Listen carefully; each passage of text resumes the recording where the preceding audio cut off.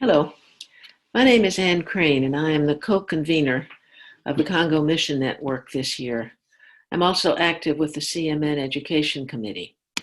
As the daughter and granddaughter of Presbyterian missionaries, my family roots in the Congo go back to 1912. I spent my formative years in the country in the 1950s as my parents returned to work with the Presbyterian Church in the land of their birth.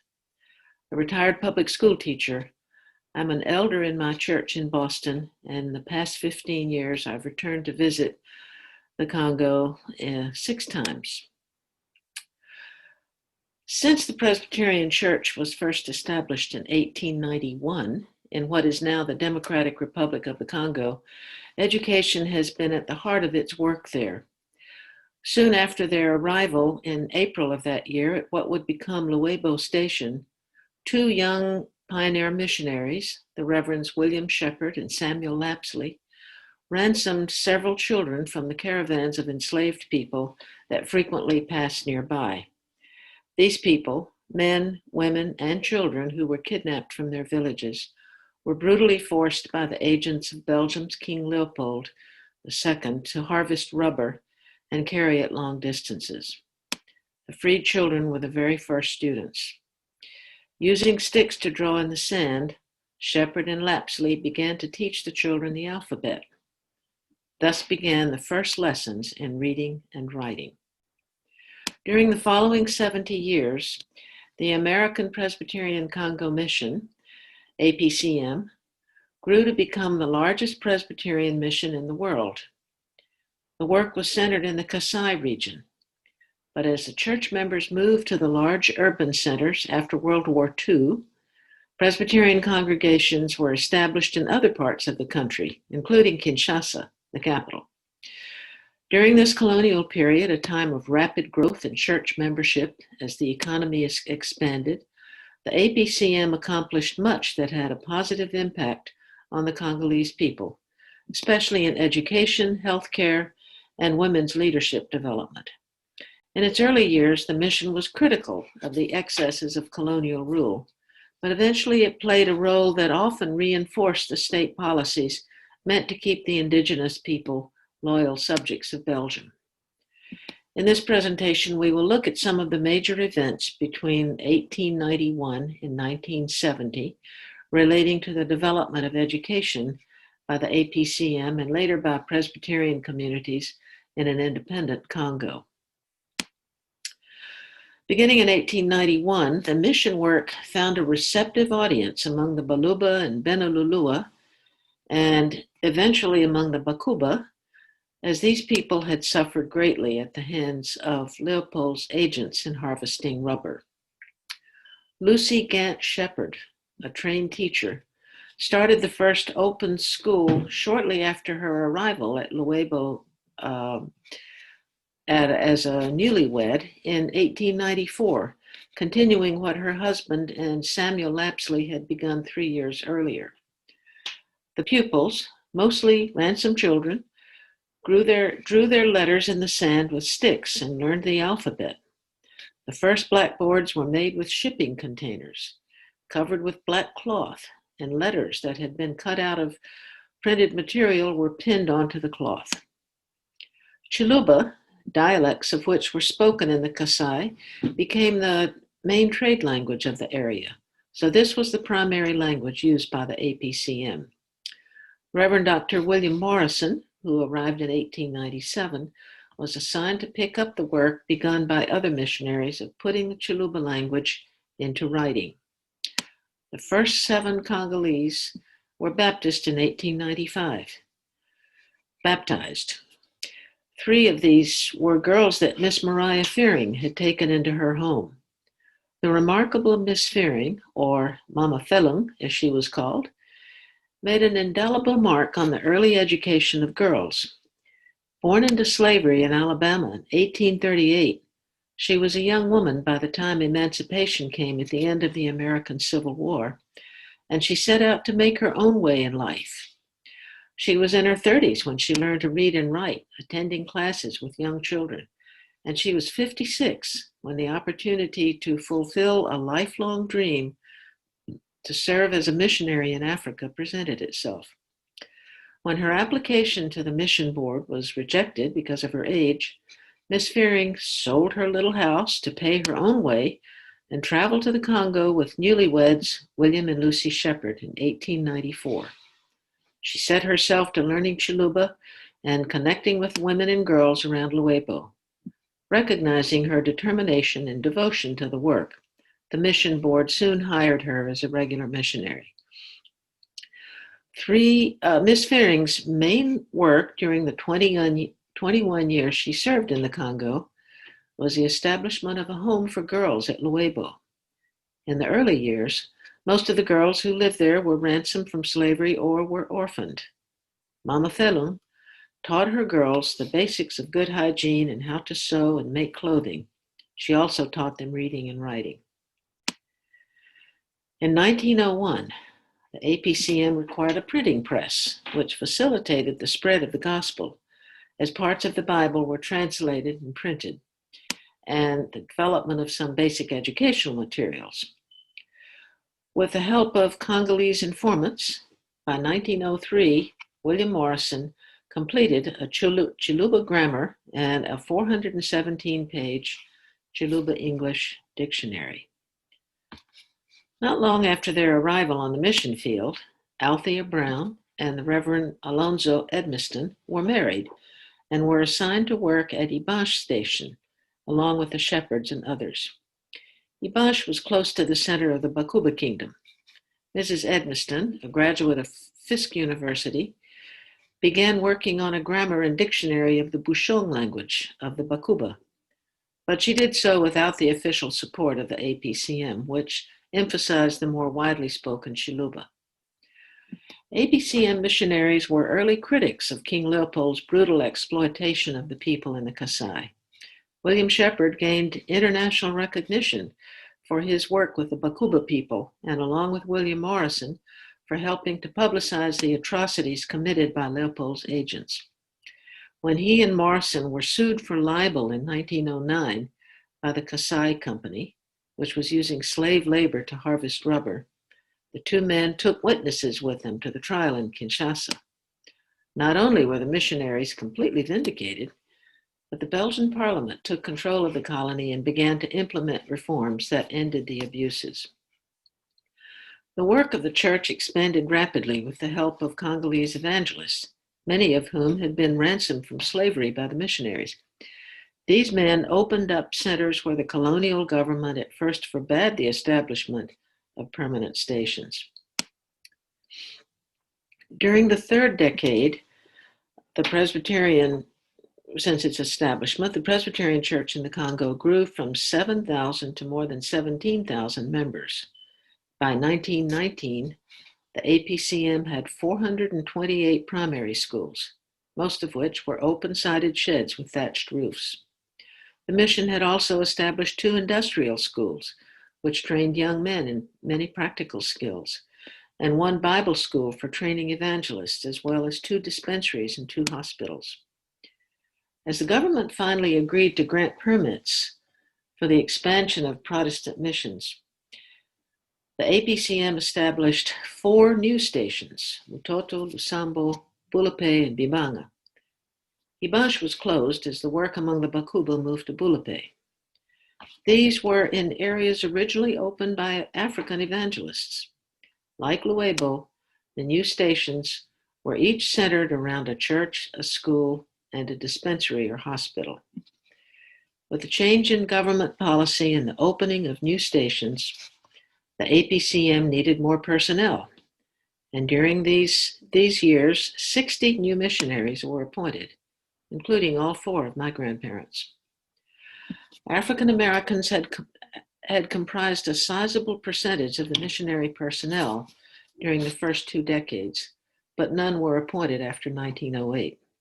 This was partly due to a change in government policy, as people like Shepherd and the Edmistons and others had been particularly vocal in their criticism of the injustices perpetrated against the Africans by the colonizers. By 1920, as the economy of the country expanded and diversified, the need for skilled workers grew, and this spurred the APCM to do a major overhaul of its educational program. As the curriculum was expanded, so did the need for textbooks, and many of the missionaries contributed to the development of these materials. The printing press was pushed to its limits, and the number of students, from 5-year-olds to gray hairs, according to the APCM's annual report, increased steadily, far outpacing the ability of the schools to meet the demand for education. In 1926, the Chiluba translation of the entire Bible was completed and printed by the American Bible Society. Gradually, the colonial government established educational standards and policies that were conceived and developed in order to support the objectives of colonization and evangelism. The Catholic schools received government support, while Protestants depended on support from their home churches in the U.S. or Europe in some cases. There were not yet any government schools. Many of the APCM missionaries advocated for the complete alignment of the mission schools to the government's programs, even without the financial support. Others, however, pushed back against this trend, as the colonial system was modeled on the segregationist policies of the American South, policies that guaranteed white dominance and discouraged the teaching of subjects that might lead African students to become too uppity and challenge the colonial masters. Althea and Alonzo Edmiston were among those who challenged this policy and advocated for developing more indigenous leadership. The colonial government perhaps felt threatened by this oppositional stance, as it was by the rise of Marcus Garvey's Black nationalist movement in the U.S. and by the messianic anti-colonial activism of Simon Kimbangu, a catechist from the American Baptist Mission in the Lower Congo. By 1922, the state directed that African converts were not to be given any positions of authority in the church. Furthermore, the Belgians officially prohibited the admission of any more African American missionaries to the Congo, believing that they were being influenced by Marcus Garvey's movement. Those who were already serving there were allowed to remain, however. Althea Edmiston died at Mutoto Station in 1937, and when her husband Alonzo retired in 1941, there were no more African American missionaries with the APCM until the late 1950s. Among the mission personnel, there were, of course, differences of opinion about what the relationship between the mission and the state should be, but with the departure of the last African American missionaries, some of the strongest voices questioning racist colonial policies were silenced. The APCM compliance with this policy was perhaps not surprising, as the Southern Presbyterian Church was also largely silent in the face of segregationist policies in the U.S. that ensured African Americans would remain second-class citizens. In the 1930s, however, even as these new restrictions were being implemented, even before the 1930s, the APCM began to look for ways to work more effectively with women and girls. The Presbyterian Women's Birthday Gift in 1931 enabled the mission to address this issue directly by building girls' homes on every station. There were many setbacks and disappointments, especially during the years of the Great Depression, when resources were limited, and by the educational work, but the educational work of the APCM, along with other aspects, continued to expand. New stations were opened, and each one had a church, a dispensary or hospital, a day school, and boarding facilities for boys and girls who came from distant villages.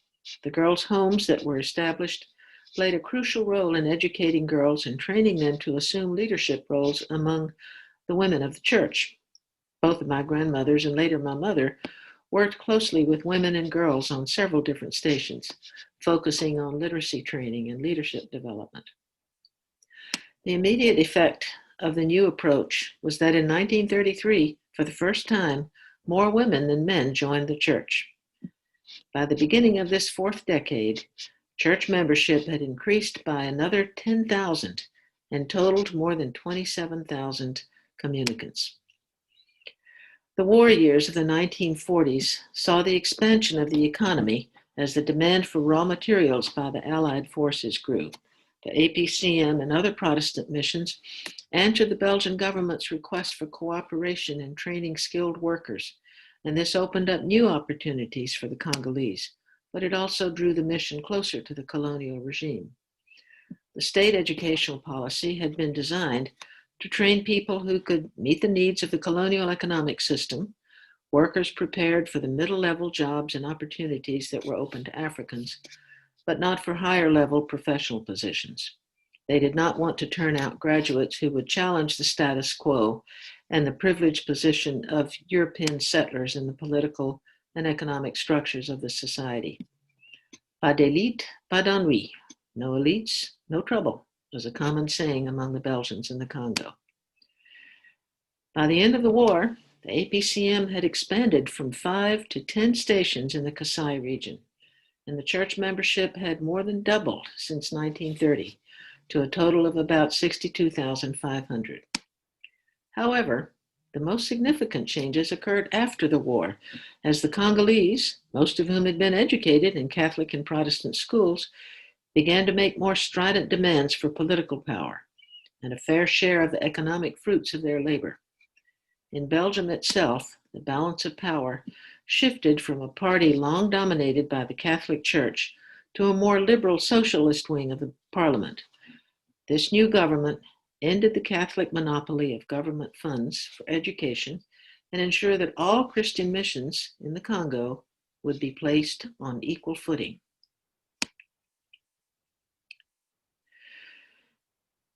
In the final decade of Belgian rule, in the 1950s, government funding enabled the APCM to improve and expand its educational system to include the training of teachers, medical and dental and laboratory assistants, masons, carpenters, and other skilled workers.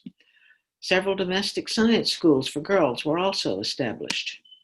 In 1954, a theological school providing a higher level of theological education than previously offered was opened at Kankinda Station, laying the groundwork for what would eventually become 2 universities, the Protestant University and UPRECO. That same year, the Christian Medical Institute of Kasai, IMCK, was established with the first secondary level nursing school in the Kasai. The highly acclaimed IMCK also expanded eventually to include a post-secondary program that trains a variety of medical professionals. In 1954, the first government-run public schools were also opened. In 1956, the first Presbyterian churches were established in Kinshasa, that is 1955, and by the end of the decade, 3 new schools were built. The British Baptists also handed over to the Presbyterians some of the schools they had established in Kinshasa. In 1957, the Katubo Secondary School was established jointly by the Presbyterians and 2 Methodist missions with generous gifts from the government and from home churches. Many graduates of the school would go on to attend universities in the Congo and abroad, and they would become leaders in the church and the nation. By the late 50s, the APCM operated 1,068 primary schools. Many of these were small village schools, open sheds with thatched roofs, but the larger regional schools, especially those located on the mission stations, were built of more durable materials and accommodated many more students. The first 2 universities in the Congo were opened in the 1950s, a Catholic-sponsored Lovanium, which later became the University of Kinshasa, and the state-sponsored official University of the Congo in Lubumbashi.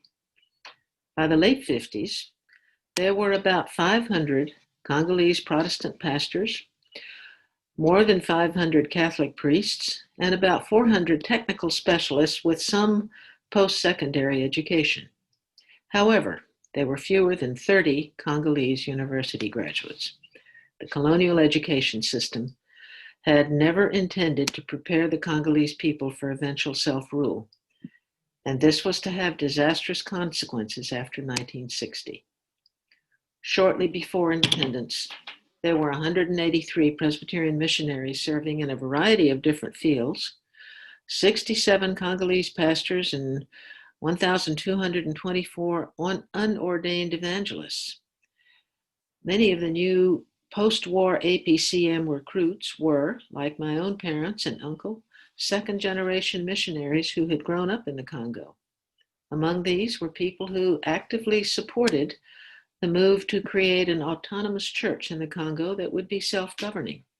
Some of these younger missionaries were inspired by the civil rights movement in the US and by the independence movements all over Africa, including the Congo. In March 1960, less than 4 months before independence, the Presbyterian Church in the Kasai officially became an autonomous body, and a plan was developed to work out a division of responsibilities between the church and the APCM. The church would retain responsibility for primary schools, girls' homes, and lower level ministerial training, while a joint committee of church and mission would oversee secondary school education and higher level ministerial training. The first decade of independence after 1960 was a period of instability that often resulted in violence. As political leaders competed for power, external forces vied for control over the Congo's vast mineral resources, and deep-seated ethnic divisions came to the surface. Thousands of people were displaced and many died. By 1970, General Mobutu, with the support of many Western governments, including the US, had firmly gained control as the leader of an autocratic regime that lasted for 32 years. During that time, the country's resources continued to benefit the few people at the top, while the vast majority of the Congolese people suffered from economic deprivation and human rights abuses that kept Mobutu in power. During the same period, however, church membership continued to grow, and there were many opportunities for ecumenical cooperation between different Protestant groups and between Protestants and Catholics on the local, national, and international levels. In March 1970, the APCM and the Presbyterian Church in the Congo officially became integrated, and a new partnership in mission was forged between the Presbyterian Church in the US and what would soon become the Presbyterian Community in the Congo, or CPC. The church continued to be responsible for building and maintaining schools at all levels, even as the government exerted more control but offered little support. The 60 years since independence have seen many positive changes in the Presbyterian communities in the Congo and in the large system of primary and secondary schools that they continue to run. But they still face huge challenges as the demand for education outpaces the capacity to fill the need. Our partners in the Congo can better speak to the current situation and the challenges that lie ahead. Thank you for this opportunity to share this history.